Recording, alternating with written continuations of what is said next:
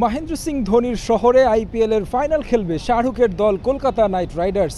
তাদের প্রতিপক্ষ হবে কারা, সেটার দিকে এখন তাকিয়ে আছে গোটা ভারত। অবশ্য শুধু ভারত বললে ভুল হবে, কারণ সব ক্রিকেট প্রেমীদের চোখ কি হতে যাচ্ছে এই ম্যাচে। কারণ আইপিএলের উন্মাদনা তো ছাপিয়ে গেছে ভারত ছাড়িয়ে গোটা বিশ্বে।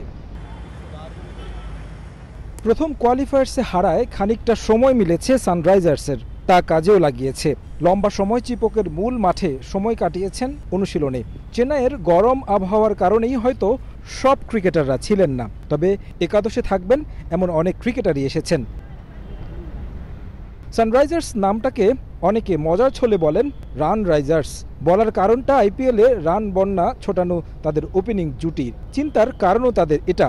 গেল 2 ম্যাচে ভয়ঙ্কর ট্রাভিস হেড ফিরেছেন ডাক বেড়ে।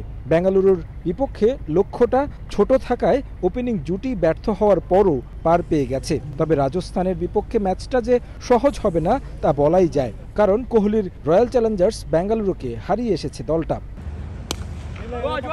উনাদকাট উমরান মালিকরা নেটে বোলিং করেছেন লম্বা সময়, তবে গুরুত্বপূর্ণ ম্যাচে আগের একাদশটাই দেখা যেতে পারে। বোলিং অ্যাটাকে অধিনায়ক পেট কামিন্স তো আছেনই। রাজস্থানের বিপক্ষে লিগ ম্যাচে জয় উপহার দেওয়া ভুবনেশ্বর কুমার হতে পারেন চেন্নাইয়ের উইকেটে নিয়ামক।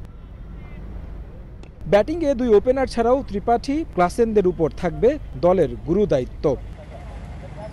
রাজস্থানের টিম ম্যানেজমেন্টের অন্যতম সদস্য মুত্তিয়া মুরলীধরন এদিন অনুশীলনে মাঠে নামার আগে মিটিয়েছেন ভক্তদের আবদার।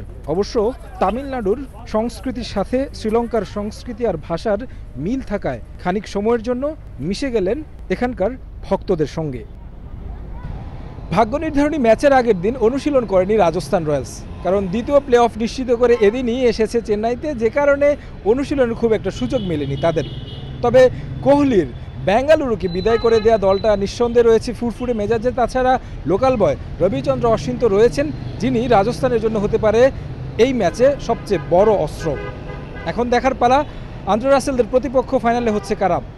এম এ চিদম্বরম স্টেডিয়াম থেকে তারেক হাসান শিমুল, চেন্নাই, ভারত।